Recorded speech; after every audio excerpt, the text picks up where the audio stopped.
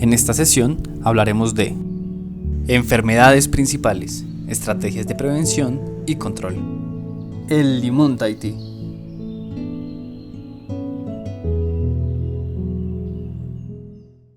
Muy buenos días, mi nombre es Jessy Andrés Zapata Arango. Trabajo en el proyecto de frutas y hortalizas tipo exportación, el convenio 013 del 2014, con la empresa Lay Systems Technology en convenio con la Gobernación de Cundinamarca. En esta ocasión hablaremos de las enfermedades presentadas en el cultivo de limón Tahití. Principalmente en el departamento de Cundinamarca tuvimos 3 enfermedades limitantes que fueron la anthragnosis, Mycos-Varela y la Phytophthora o lagomosis. Lo cual no quiere decir que sean las únicas enfermedades que se dan en el cultivo, pues tenemos otras enfermedades que se presentaron pero en menor incidencia. Estas enfermedades que se presentaron fueron la fumagina. La fumagina se da especialmente cuando no se da un cuidado muy especial al cultivo, es decir, cuando no se hacen aplicaciones fitosanitarias frecuentes, no se hace un trabajo cultural como el trabajo de podas, control de malezas, cuando hay mucha humedad en el cultivo. Esto favorece la presencia de la fumagina. Además, cuando no se hace un control adecuado y recurrente de plagas e insectos que dejan sustancias en el cual el hongo llega a alimentarse de estas sustancias. Entonces, una vez se hace el control adecuado, pues es un hongo que se puede controlar fácilmente. Otras enfermedades como la alternaria, pero que no representaron un gran problema en el marco del proyecto en este tiempo de estudio. Ahora bien, hablaremos de las enfermedades que les comenté que fueron muy limitantes. Primero hablaremos de la anthragnosis. La anthragnosis contiene unos cuerpos fructíferos denominados acérbulos. Estos acérbulos contienen sus estructuras reproductivas que son conidios y conidiosporos.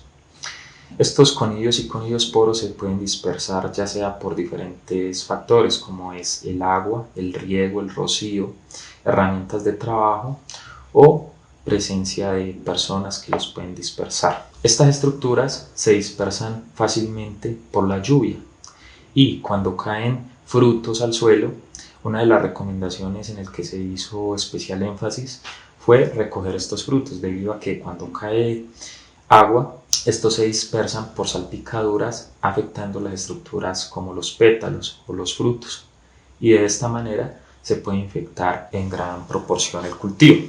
Por esto es importante recoger estos frutos y llevarlos a la zona de desecho. El periodo de incubación puede durar de 12 a 72 horas aproximadamente y la sintomatología se puede ver de 5 a 6 días después de la incubación.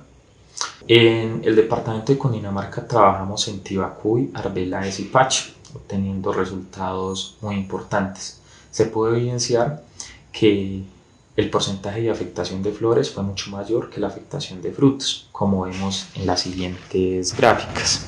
Podemos ver que la afectación en Arbeláez, tanto en frutos como en flor, fue mucho mayor. En Arbeláez tuvimos afectaciones de hasta el 13% en flores. Luego en Tibacuy y en Pacho fue donde se registraron menores afectaciones.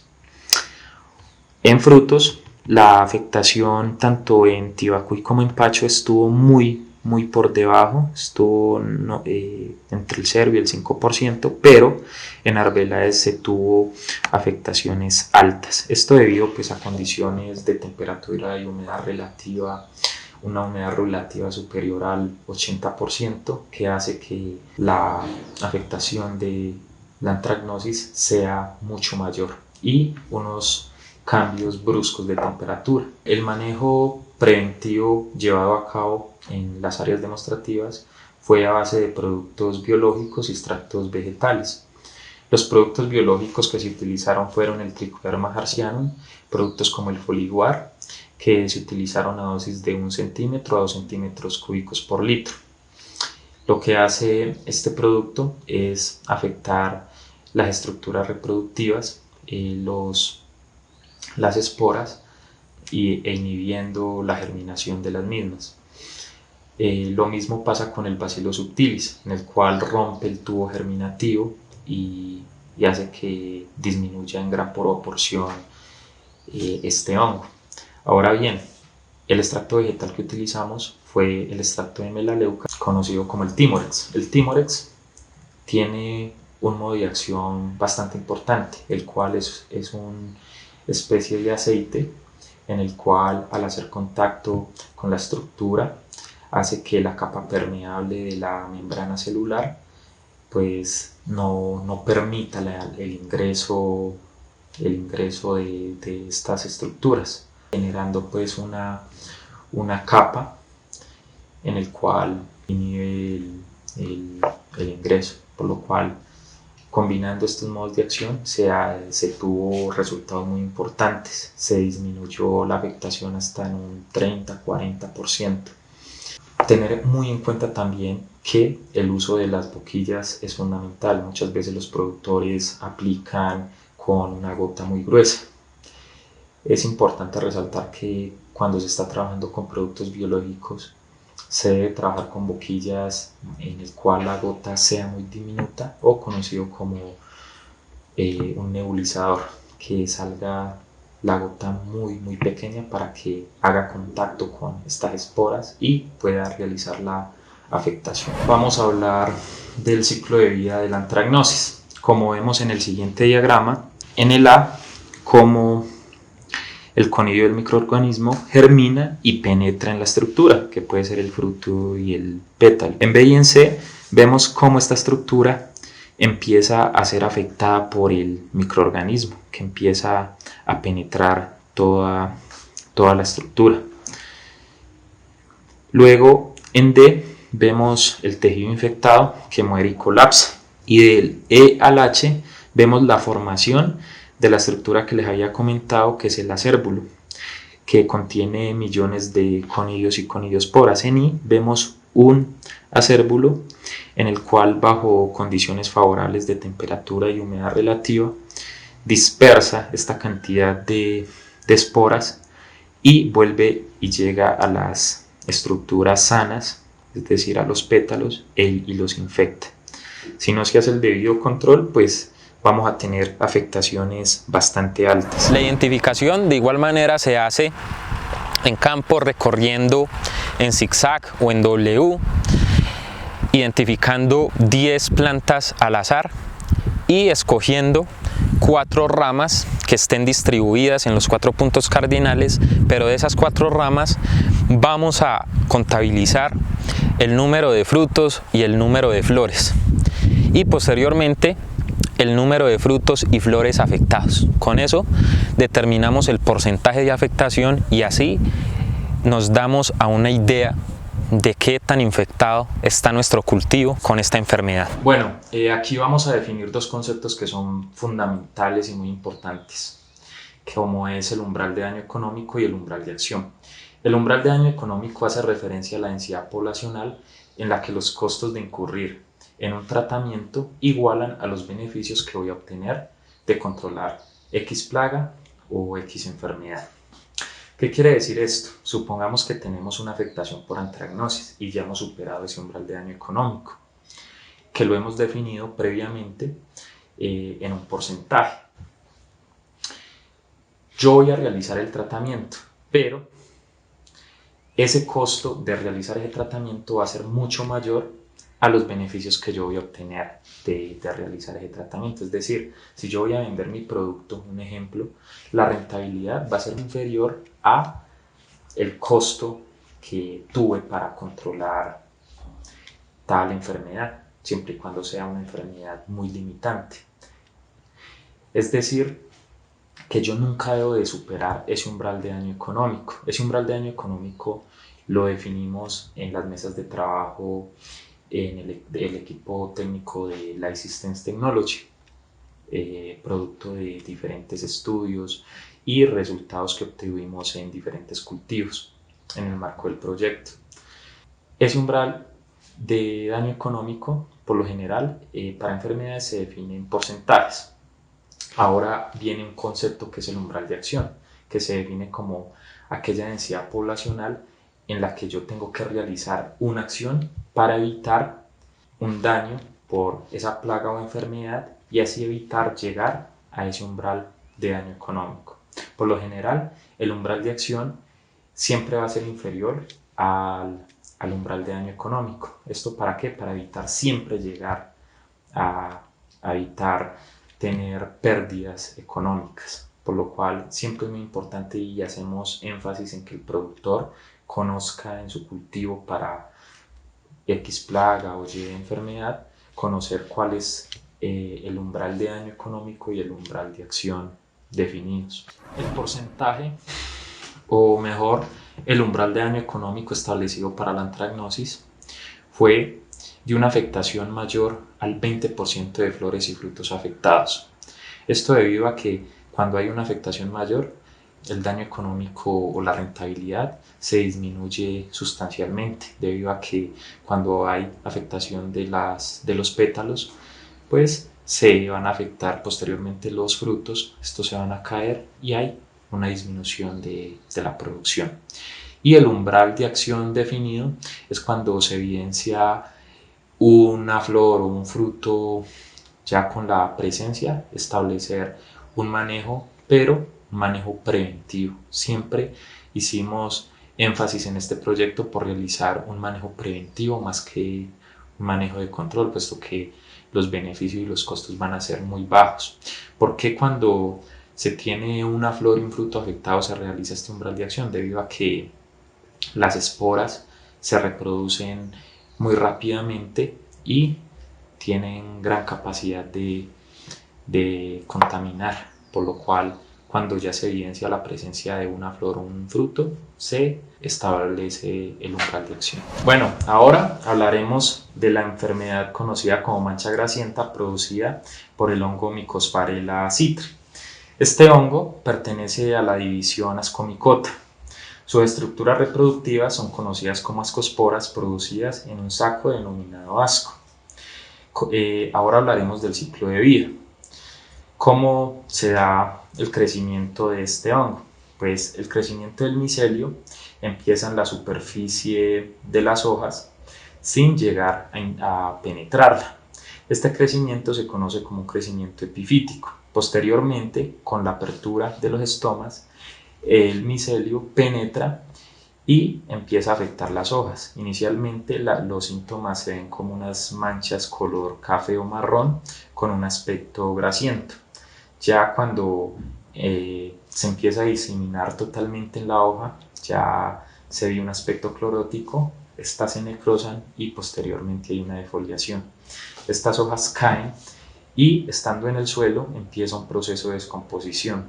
Este es el ambiente propicio para que estas ascosporas se reproduzcan y se diseminen, afectando las hojas jóvenes, las hojas nuevas o en buen estado, y hay una afectación. Esta proliferación pues, se puede dar por diferentes causas, entre ellas la lluvia y también el paso de trabajadores por el calzado, por lo cual una de las recomendaciones que se dio es que a la entrada del cultivo haya una zona de desinfección en el cual puede haber cal viva u otro desinfectante, puede ser yodo agrícola también, para evitar la entrada o salida de estas estructuras reproductivas.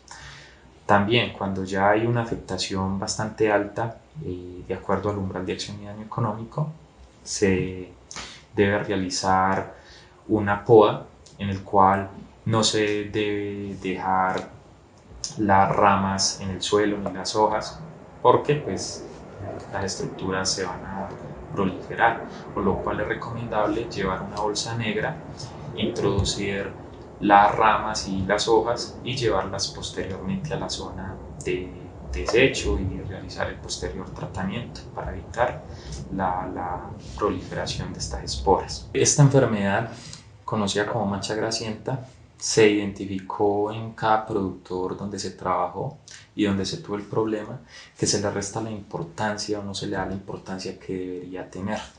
Esto debido, entre muchas cosas, a que se cuenta con una difusión muy poca en literatura al respecto de esta enfermedad, no se conoce mucho también de parte de los ingenieros, agrónomos o de los asistentes, las personas que hacen asistencia técnica. Tampoco se conoce muy bien de esta enfermedad y no se asesora o no se le da la orientación adecuada al productor, por lo cual muchas personas tienen esta enfermedad y ni siquiera saben que la tienen. Es importante porque, como dijimos, es una enfermedad que puede ser limitante en el cultivo y puede generar grandes pérdidas en el mismo.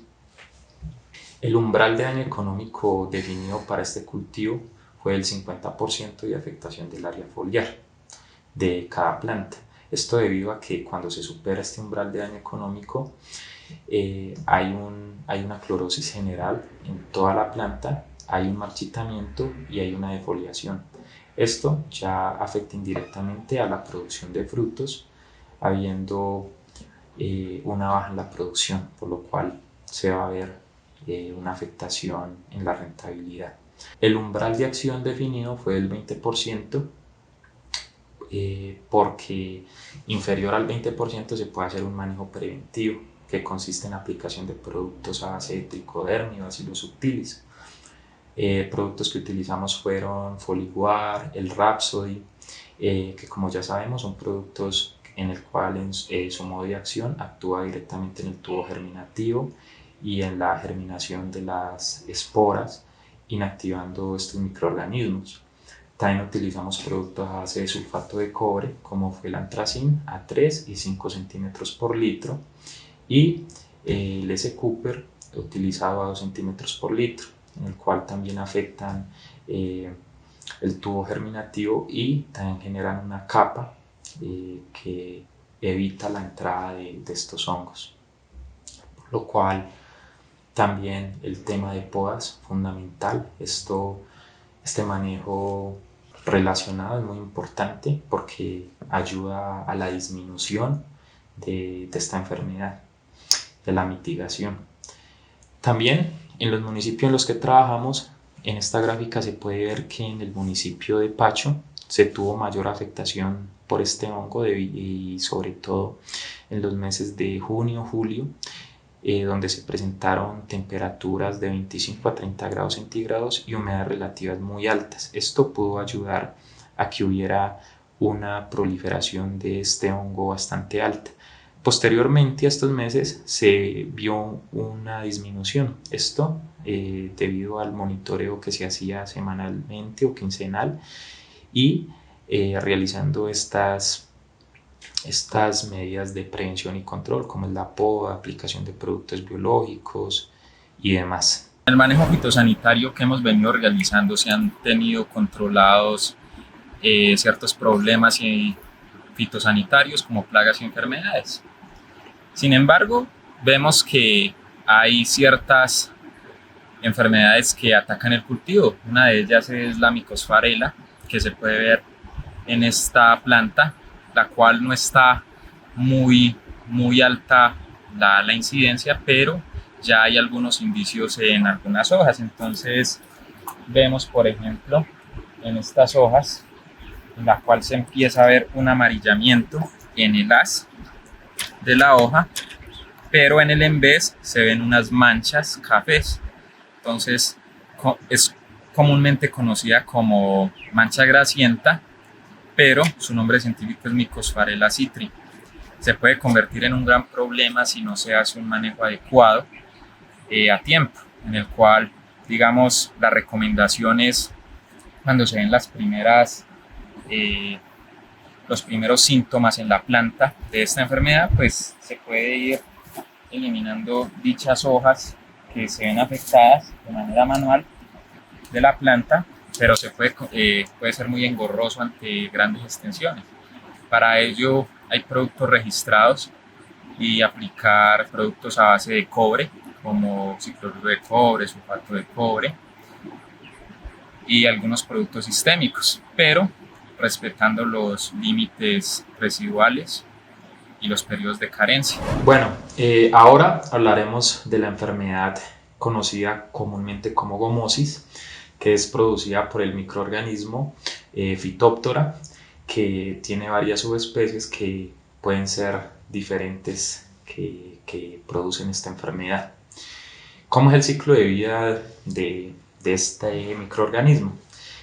Se tienen dos estructuras que son las oosporas y las clamidiosporas, son estructuras de resistencia. Estas estructuras generan esporangios y estos esporangios generan las estructuras reproductivas que son las oosporas, son estructuras asexuales. Estas estructuras se mueven fácilmente por el suelo y llegan a la raíz infectándola, introduciendo el tubo germinativo y posteriormente pueden producir pudrición de la raíz.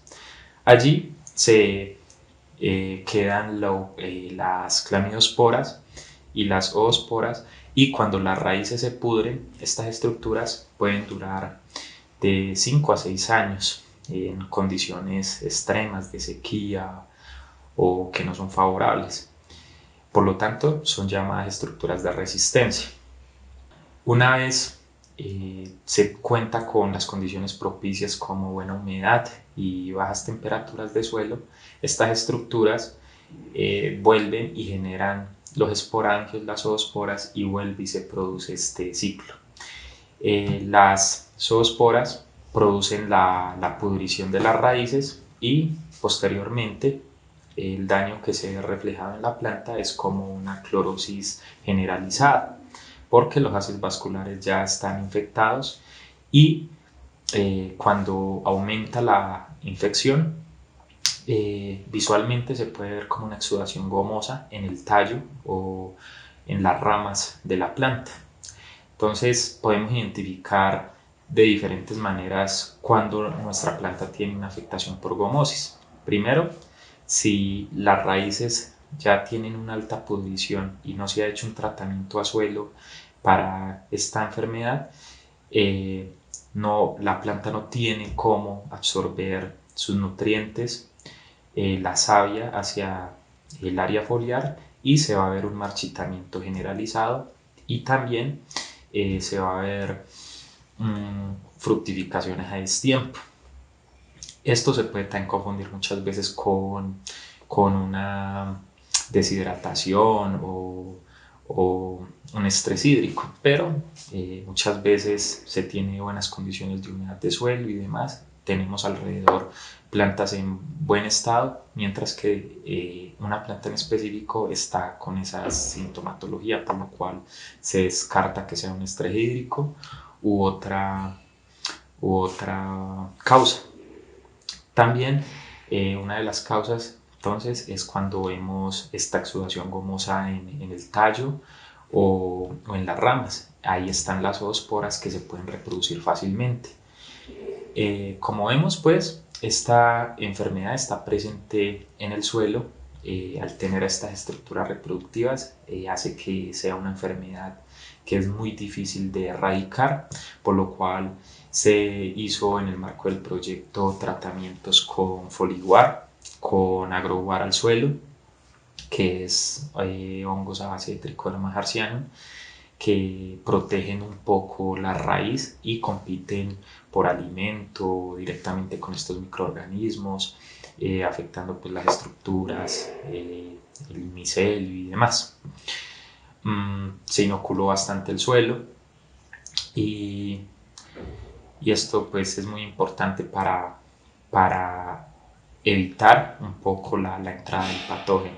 ¿Cómo la identificamos? Realizamos un recorrido, como ya se ha explicado, en zigzag o en W, escogiendo 10 plantas al azar por hectárea, y la identificación se hace de manera general en las ramas y en el tronco, y también mirando si la planta presenta un marchitamiento, la clorosis o la floración y fructificación a destiempo o muy exagerada. Estos son los síntomas a tener en cuenta. El umbral de daño económico que se definió para esta enfermedad fue del 20% de afectación de las plantas. Si ya tenemos un 20% de afectación,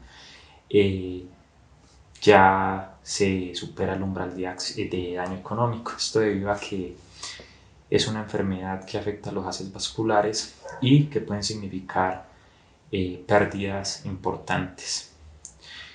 Y el umbral de acción se definió como: si yo monitoreo el cultivo y evidencio una planta con alguna de las sintomatologías ya dichas, pues ya se debe realizar un tratamiento al suelo o desinfección de las heridas, etc. Debido a que, como mencioné, este es un hongo que tiene estructuras de resistencia en suelo, persiste y está presente, y por lo cual es muy difícil de erradicar, y si yo no hago ningún tratamiento, pues vamos a tener una proliferación de este hongo, y más cuando no hacemos las medidas correspondientes, como el control de malezas en la zona radical para evitar exceso de humedad y de esta manera evitar pues que la enfermedad sea más propicia. Debemos también realizar podas de aclareo para evitar microclimas donde se genere alta humedad, y en general el trabajo fue enfocado hacia el manejo preventivo, estar inoculando con tricoderma y Bacillus subtilis el suelo para generar un biofilm en la raíz y así generar protección para el ingreso de este microorganismo. Desinfección de herramientas es muy importante, tampoco generar heridas en la raíz porque esto es una fuente de entrada para el microorganismo, o heridas en el tallo, etc.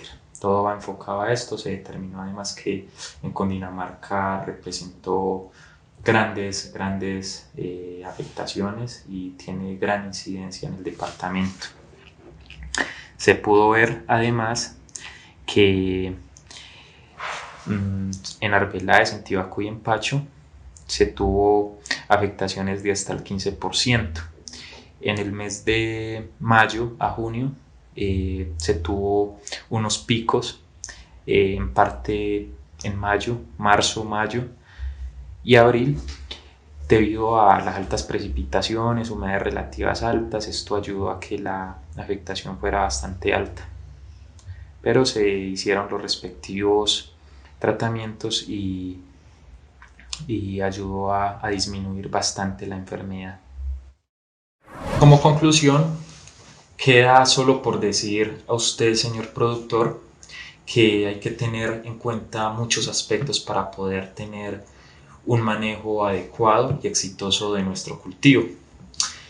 Entre muchas cosas, quiero resaltar primero que todo que tenemos que aplicar productos que tengan el registro ICA, que sean productos banda azul o banda verde, es decir, que sean de categoría 3 o 4. No aplicar productos de categoría 1 o 2 porque son productos que dejan mucha trazabilidad, además que ya tienen restricciones por el ICA, puesto que son productos que tienen afectaciones para la salud, y también, entre muchas cosas, afectan los polinizadores, que recordemos que desempeñan un gran papel en la polinización y en la producción de nuestro cultivo. Por lo tanto, siempre es recomendable también aplicar productos biológicos, en especial para la enfermedad como la gomosis, puesto que estamos inoculando el suelo constantemente. Muchas veces se aplican productos químicos al suelo, pero sin saberlo también estamos afectando esa fauna benéfica, por lo cual es importante restituirla y generar un ambiente adecuado en la zona radical de la planta. Otro aspecto importante a tener en cuenta es la calibración de la bomba o de nuestros equipos de fumigación. ¿En qué consiste la calibración? En mirar que se tenga la presión apropiada, en que las boquillas sean las adecuadas, es decir, que apliquemos nuestro producto con una gota muy fina, que no sea una gota muy gruesa porque se puede perder efectividad y eficiencia, y esto se traduce en costo en costo.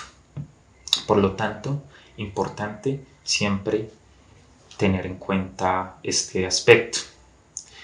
Y por último, siempre saber identificar cómo es la sintomatología de la enfermedad o de la plaga para no confundirla y poder realizar un control adecuado. Realizar entonces el monitoreo frecuentemente de una manera proporcional a nuestra área. Nosotros en el proyecto nos recomendamos monitorear 10 plantas por hectárea, entonces la conversión pues, se puede hacer de acuerdo al área que ustedes tengan. Por lo tanto, importante siempre tener estos aspectos en cuenta para no cometer errores o fallas. De esta manera damos por terminada la sesión número 6. Agradecemos la atención brindada.